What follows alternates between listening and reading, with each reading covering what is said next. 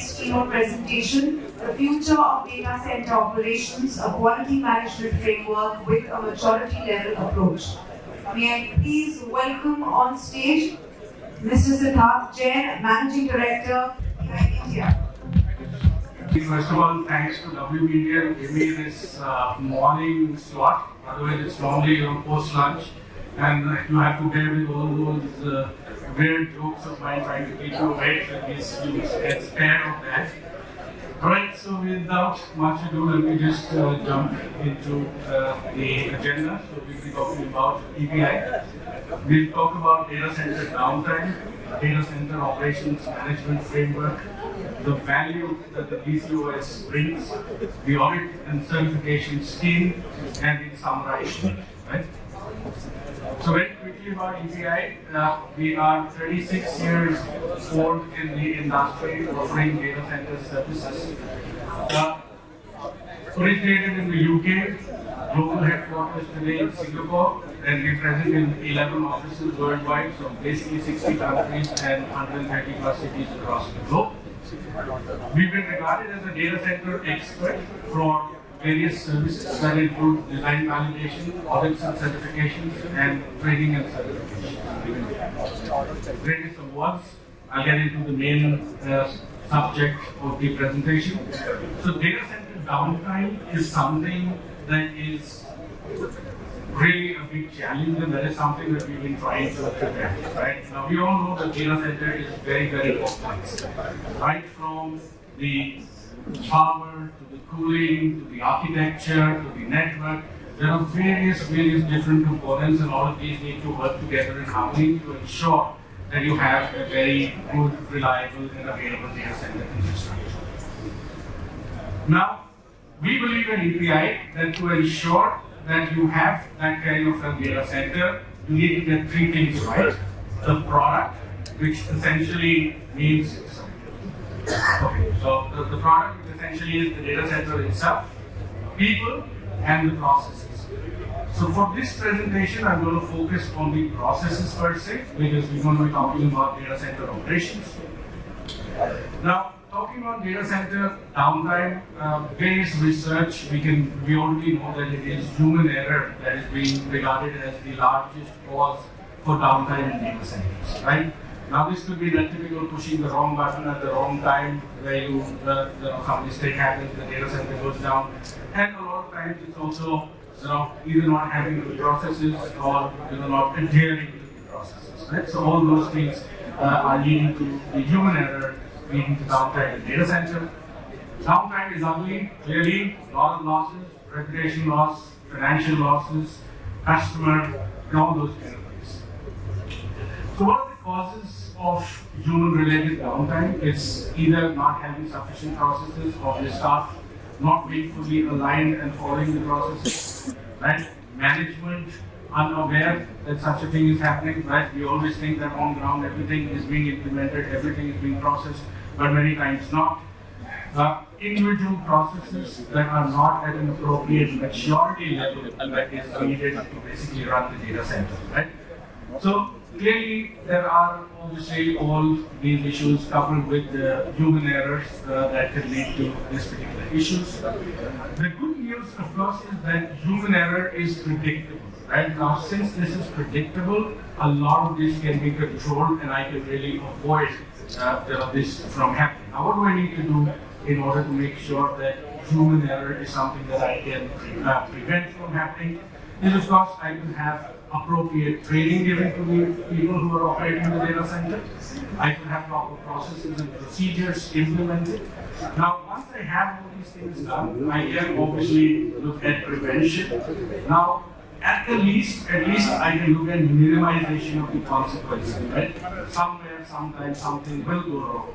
But if I have all the proper processes and procedures in place, if I have the proper trained manpower in place, I will be able to obviously reduce the impact of that particular happening or occurrence. I typically like to compare the data center industry with the airlines industry. Right? Now, if you look at the airlines industry, there are a few numbers in front of you. The number of flights that are taking off year on year have been going up. The number of people who've been flying around are going up. But at the same time, when you look at the total number of accidents and the total fatal accidents, these numbers have actually declined. Right?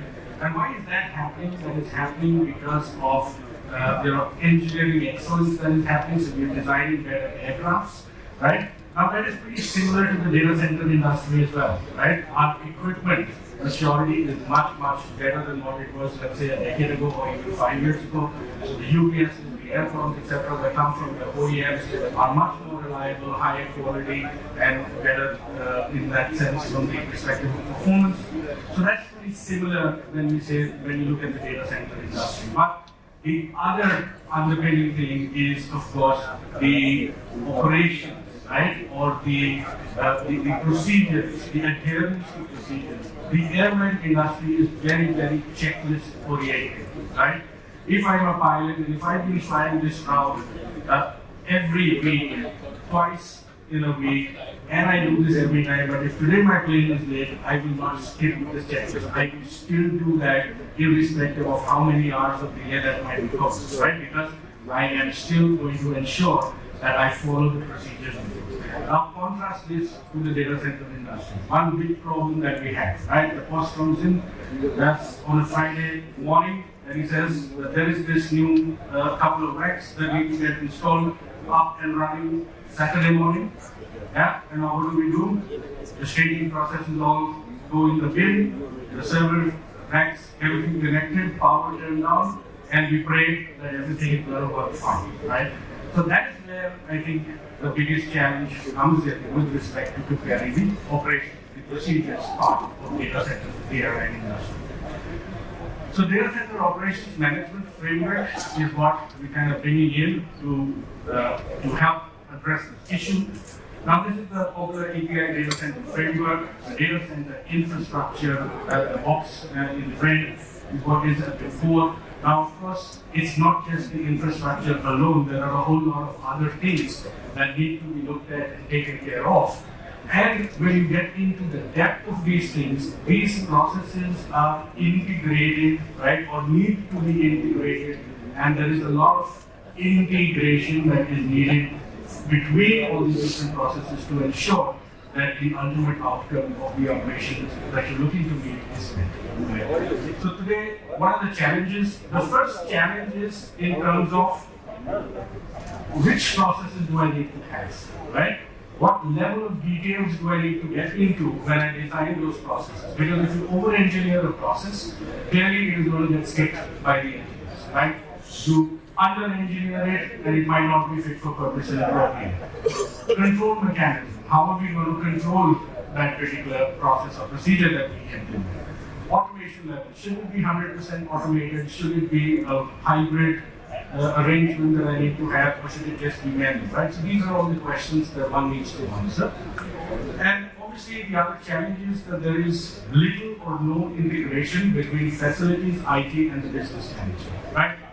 The facilities or the IT, I would say, actually hates the business because the business suddenly comes in with certain unreasonable requirements. Now, catering to that, the IT designs something which the facilities team is not able to fit in the rack because maybe the power requirement is too large than what the existing data center can accommodate. And then security and safety has always been a hindrance in a lot of things. That is what it has been assumed, right? So delivering projects delayed because of the security and the safety requirements. So now clearly, because of this less integration, this leads to get a lot of further issues. The other problem is, of course, to understand which guideline, which standard, or which document should I follow to ensure that I can achieve operational excellence that I'm planning to have for my data center. Now what do we do? The typical answer is looking at the ISO, right? Now unfortunately, ISO is not specifically written for data centers. So what do? We pick up 9001 for quality, we pick up 20,000 from the service delivery perspective, we pick up the 27,001 from the security perspective, and then we try to implement that into our data center. Now, this again brings in another issue because with ISO there is a lot of room for interpretation, right? So think of the statement, let's say from the ISO 27001, which says that thou shall have perimeter security. Yeah. Now, how do I interpret that? Does that mean having 4 dogs on 4 corners of my building and that gives me perimeter security? 4 gunmen, access control, a boundary wall, a fence. Now, this is left to my interpretation, right? And this is where what we do then, we bring in a consultant to help us. And now this consultant thinks that he knows what needs to be done, and then you might end up with another issue once you follow what the consultant told you, and when the auditor comes inside for the audit, right? So that is again a big issue that could typically arise. So the other challenge with ISO is that ISO is pass or fail standard, right? So you either have it or you don't, right? You cannot look at a certain area and say that, this particular area is what I think I need to do better from my business perspective. This particular area is not so important, so I would not want to concentrate more on that. It doesn't allow you to pick or choose. It's an all or nothing situation, right? And it's a pass or fail. So you either have everything and then you pass. You don't have everything, you basically fail, right? It doesn't give you that flexibility in terms of deciding at what maturity level do you want to run your processes and your operations. So is there a better way? Sorry to disappoint you, it is not AI. Yeah? So we thought AI will come in and it will solve all our operation problems, but that's not happening. Now, this is very akin to the IT industry, right? Some years ago, we spoke about computer utilization and server utilization levels, and then we said, when virtualization is going to solve all our problems, it did to a certain extent, but not all our problems, right?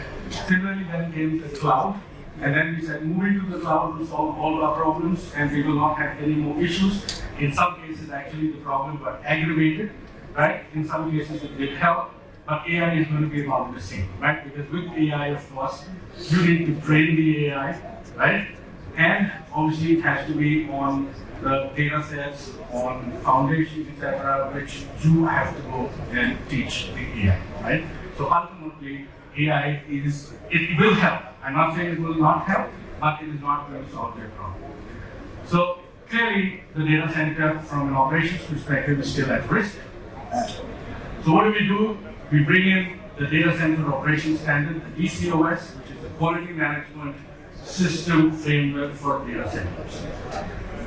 Now, what are the advantages? It aligns with the data center operations with the business requirements, adaptable to any size of the data center, so whatever be the size, whether enterprise, colo, cloud, whatever it is. Progressive implementation approach, so this is not an all or nothing. You decide from the perspective of your business what is important to you. Risk reduction helps you reduce the risk and obviously helps you achieve regulatory and business compliance by ensuring that all those disciplines are fulfilled. So what does it look like? It looks like a document, of course, as I said, it's a standard document available in black and white. 11 disciplines are part of the scope. So right from service level management all the way up to governance, risk and compliance. So these are basically the disciplines that once you start following, you will never make a mistake with the operation. Of course, these disciplines have their sub-disciplines. So typical example from the service level management, the first one is the needs analysis, because that is what you would need to do in terms of what are the needs of your customers, and then you start designing from there on, right, all the way up to the service improvement process. So for every discipline that you see, there are sub-disciplines that you need to obviously conform. Now, the beauty of this standard is that this is based on the 5-level maturity model that comes from ISO or CMMI, right? So in this case, this is not something that is some terms coined by ourselves where we say you're a platinum or you're a gold or you're a diamond or you're a star or whatever.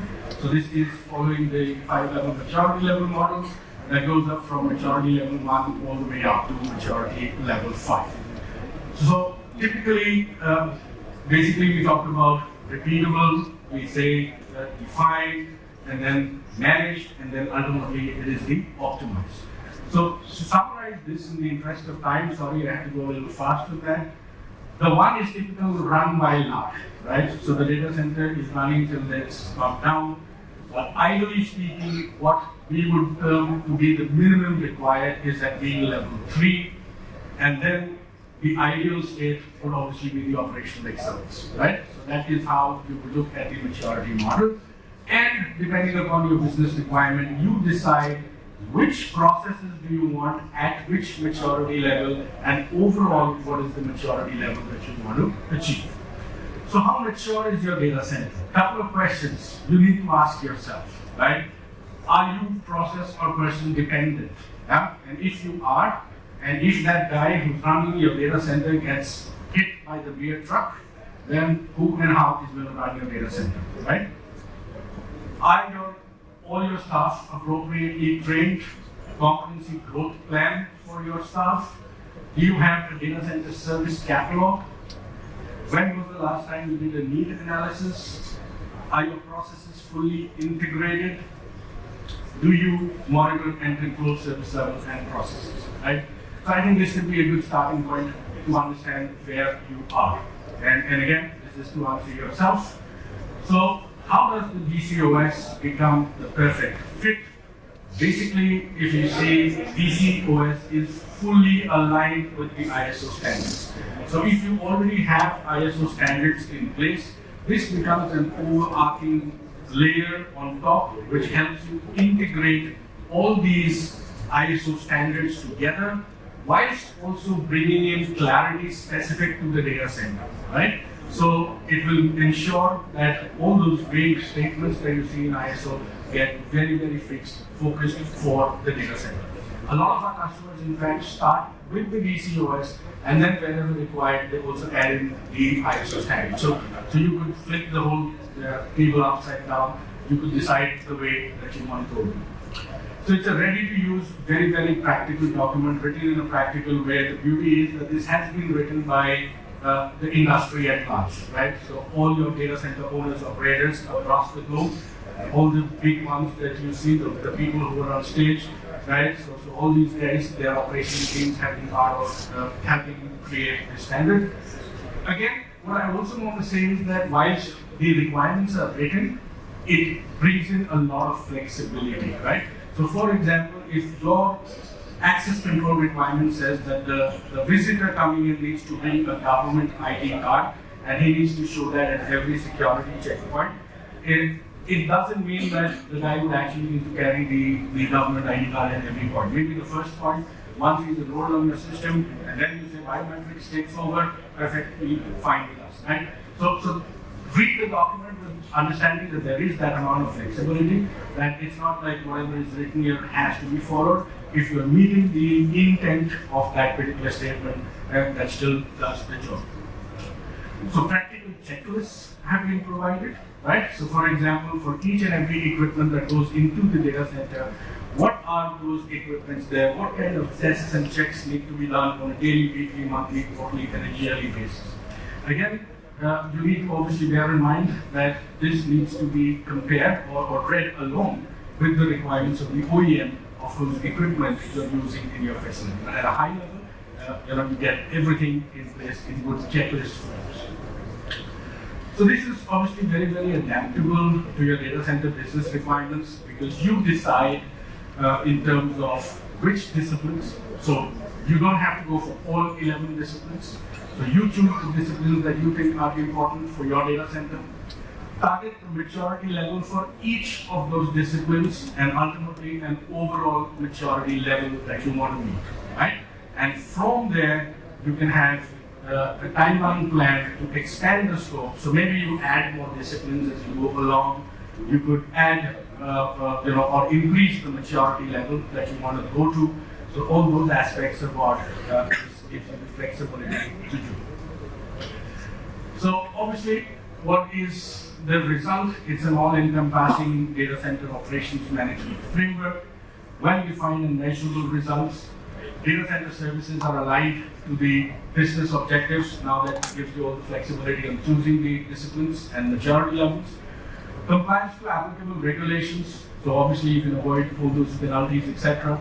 And eliminates, or at the minimum at least, reduces the risk of downtime by human error. Yeah? So what are the 6 steps that you could follow to ensure that you get the best out of this particular document? You want to read the document. This is available on our website for reading free of cost, so you could just read it on the website. You can go through it there. Determine which disciplines and domains that are there which you want to improve for your data center given your own experience of your facility. Perform a gap analysis audit. So look at where the gaps are in your operations compared to the document which is there. Prepare a realistic action plan to basically close or bridge those gaps which are there. Celebrate success, very important. And then expand scope and improve maturity levels as you go ahead. So talking about the audit process, it's a typical 2-stage audit process. So there is the off-site and the on-site. The off-site is your existing document review, and on-site is the implementation of those processes and procedures. So both stage 1 and stage 2 will result in a report that will highlight the potential gaps in the maturity level, overall maturity. So this is a typical example where this customer went for all 11 disciplines. They wanted to target level 3, and as you can see, in some they exceeded, in some they were lower than that. And then you will have also the spidey chart for the sub levels as well. So from a management perspective, you get a bird's eye view of the overall level of your data center, and obviously at the sub-discipline level also in terms of what is it. The ultimate result is certificate and the indica which you can use. A lot of people have already got themselves certified, so of course you can obviously do the same. Human error, major contributor to downtime, effective operations, key to achieving high availability and operational efficiency. So this is the standard that helps you address all data center disciplines. Industry acceptance, as I said, it's written by all data center professionals. Progressive improvement, this is the maturity level model, certifiable standard, and obviously that brings in a lot of trust with your customers that you are obviously certified to the DC box, right? So that's all from me, gentlemen. Thank you so much. I believe no questions. So we have a call there. You can feel free to catch us up, and we'll be more than happy to answer any questions that you have. Right? Thank you.